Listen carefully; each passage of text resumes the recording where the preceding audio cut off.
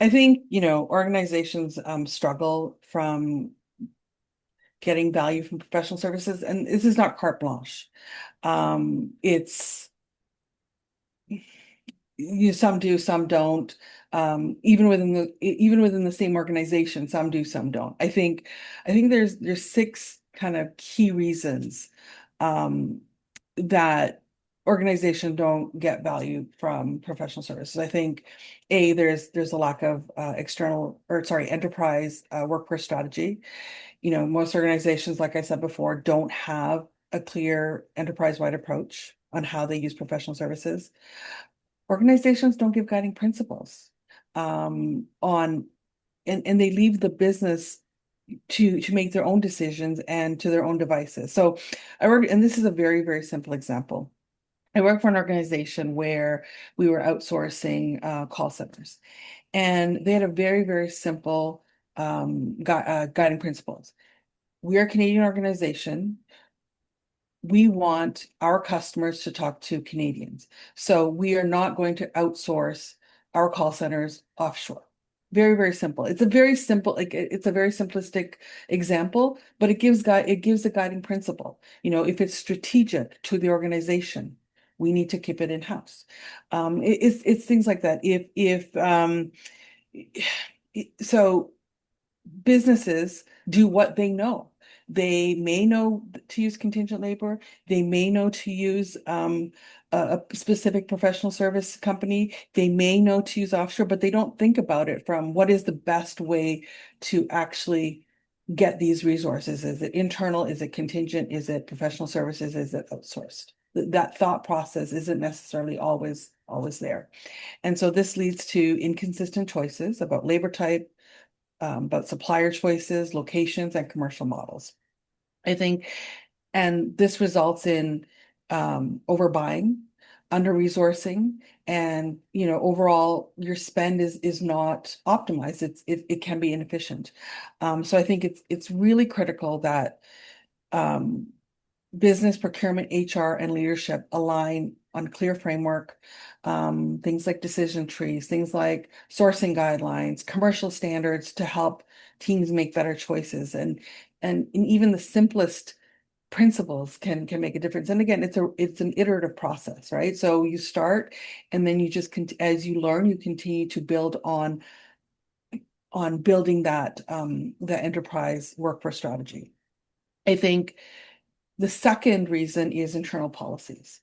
A lot of organizations put policies in place that drive the wrong behavior. They don't do this on purpose. Back to my CEO example, where we let a bunch of people go and the whack-a-mole effect brought them in as professional services. So accounting policies can impact. A lot of times I've seen where contingent workers are considered headcount. And so when they squeeze headcount, what happens is the resources are still needed. So managers move to professional services, costing the company more money. Um, Information is buried in headcount. Headcount information is now buried in professional services because they don't have visibility. I think business is not necessarily getting the optimal value because it's using the wrong vehicle to bring on resources based on policies. The other thing I would say is the wrong contingent strategy also drives people to move to professional services. And what I mean by that, and I've seen this time and time again, where um, users believe that the same strategy used on professional services you use on contingent labor, which is to squeeze the rate. And Right. what I say is that other than offshoring, your contingent labor is the least expensive labor you're going to get other than employees. So if you squeeze contingent labor, it's like hiring an employee, but it's a contractor. So they're market-driven rates. You're hiring an individual. If someone's willing to pay $140 an hour across the street and you're paying $100 an hour here, where is that resource going to go? It's going to be more difficult to get that resource. You're not going to get as good quality, and it's going to take longer. So it's going to frustrate managers.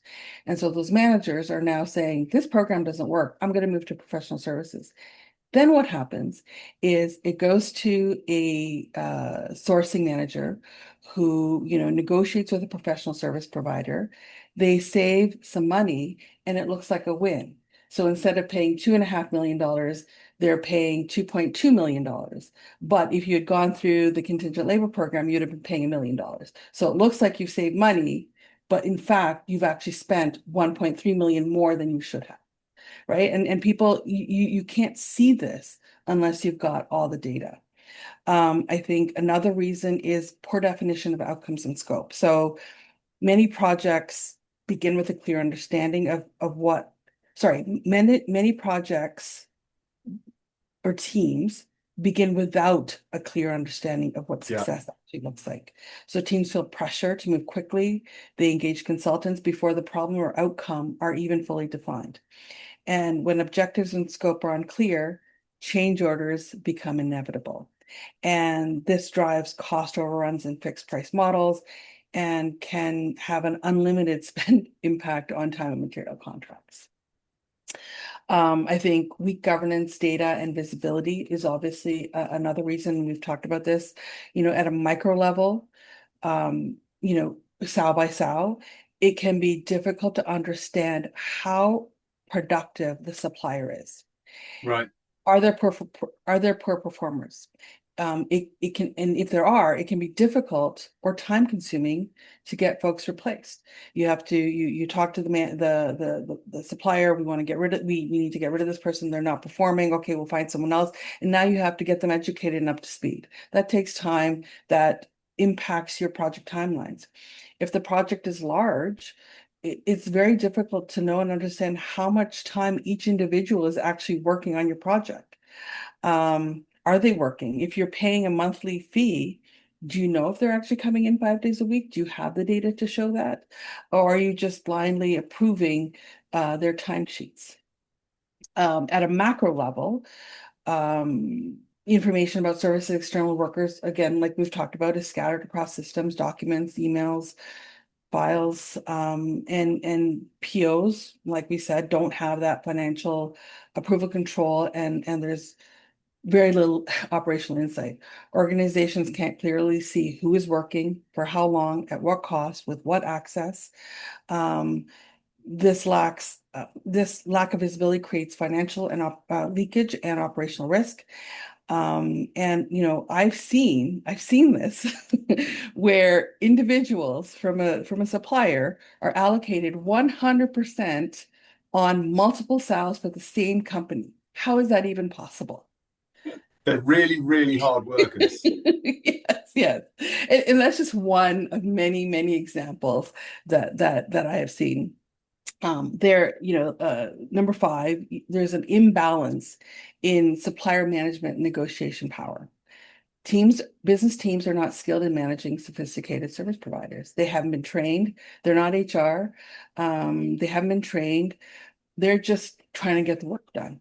They Yeah. lack experience in negotiation, contract management, and performance oversight. So some are really good, but I've also seen some that are very, very poor. And I've actually seen where the business is scared to negotiate with the supplier. They're afraid of losing that supplier. That they built this trust, and they have this fear of losing them, which generally never happens. Another, I would say, dynamic is relationship driven buying. Consultants build strong personal relationships with executives. They build a level of trust and position themselves as the expert. And they may very well be, but there may be better suppliers out there. And I've seen it time and time again, leads to single sourcing, reduced competition, and over time, costs more money and reduces accountability. The last one I would say is misaligned incentives and over-reliance on external advice. So I think it's prudent to be aware that there could be a conflict of interest. Former consultants have spoken openly about how professional service providers, internal revenue targets, partner incentives, and software alliances can influence recommendations. You're asking for a vendor neutral recommendation, but is it, right? Sometimes advice isn't purely about what's best for the client. If, for example, a consulting firm is aligned to a specific software provider, they have a partnership with an organization that they are certified to implement. When you ask them what the best solution is, you have the outcome is already influenced by that relationship. Um, and like I said, consulting firms operate under internal revenue targets, partner incentives, and vendor alliances, and this can absolutely create conflicts of interest in recommendations provided by these service providers. And at the same time, leaders place a lot of trust in these external consultants, sometimes more than the internal experts. And internal experts, typically what I've seen, and I've had the same situation myself, where we have deeper institutional knowledge, we have skin in the game, but our insights can be overshadowed. I think when you combine unclear strategy, weak governance, poor visibility, limited negotiation capability, and misaligned incentives, it's very difficult to extract consistent value. It's always going to be difficult. There's no question. It's very complex. But I think if you start building that strategy and putting the technology in place to help you build that strategy, then you can bring the skills and best, you can do better. And I think, I don't want to, professional service providers can be powerful.